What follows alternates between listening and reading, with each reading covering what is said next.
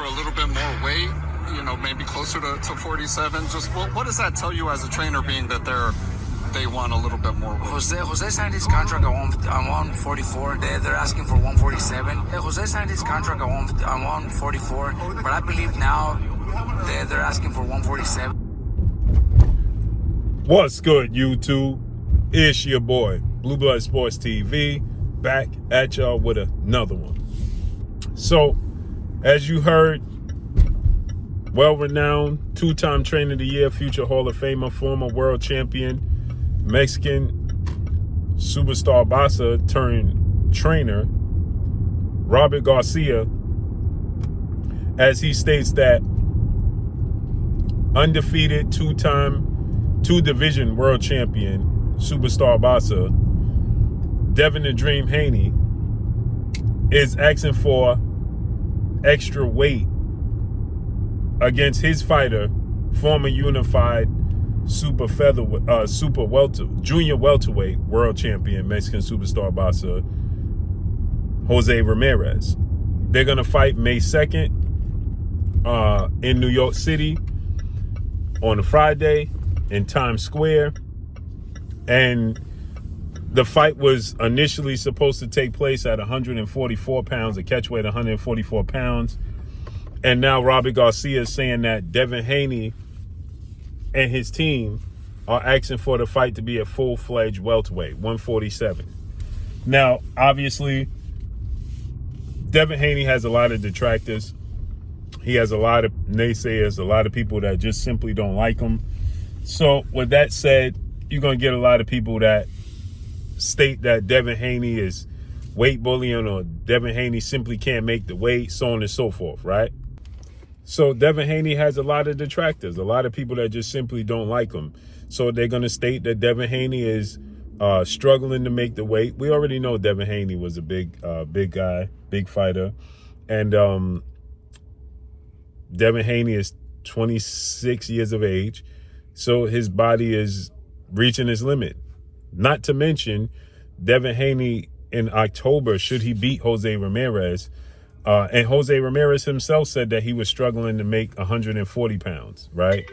So he stated that he would be much better fighting at, he would be much better. Jose Ramirez said he's going to be a much better fighter at 147 pounds. So it's not like this is just solely on Devin Haney. Jose Ramirez also stated that he just stayed at 140 pounds way too long.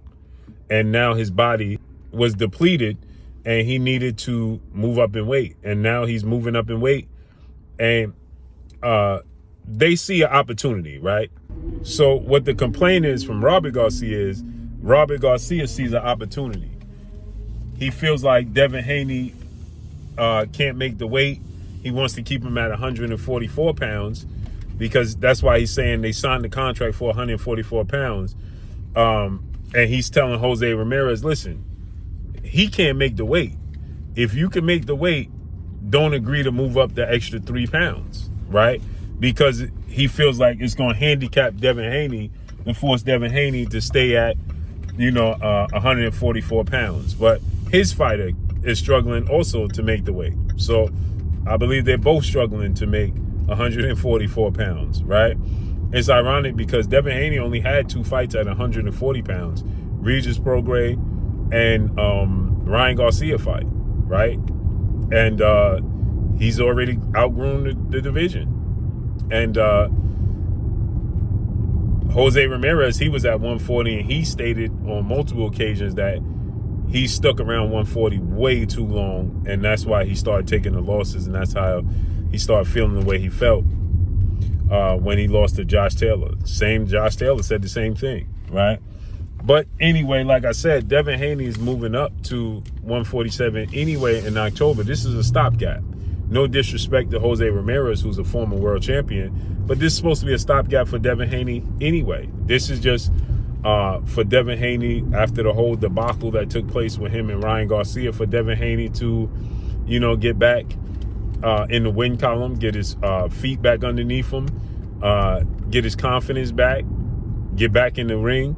And him and Ryan Garcia are supposed to fight in October. Ryan Garcia got to fight against Rolly Romero, and that's going to be at 147. Why? Because Ryan Garcia can't make the weight either.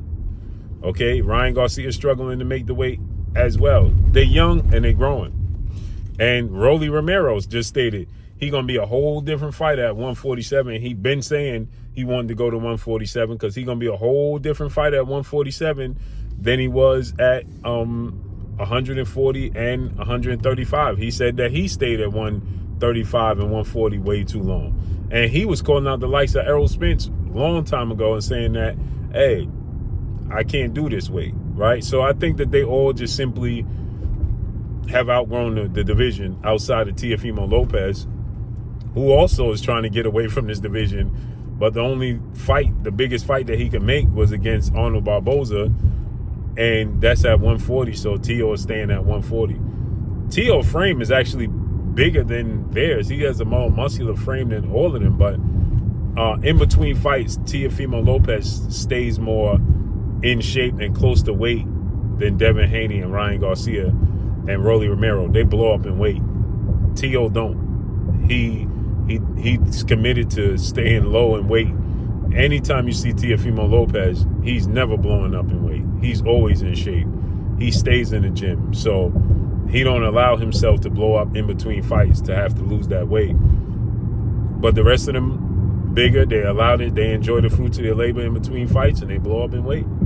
So Devin Haney is asking for the extra 3 pounds. I would have suggested that the fight be at 147 anyway, seeing as though you fighting Ryan Garcia in the rematch at 147. Why are you going to fight Jose Ramirez at a catchweight at 144? And Ryan is fighting Rolly at 147 to get acclimated. Go ahead and get acclimated to the weight. So let's see how it unfolds and plays out, man. But that's all I got for y'all. Follow me on Instagram at Blue Blood Sports TV, all one word. I'm gone. Peace.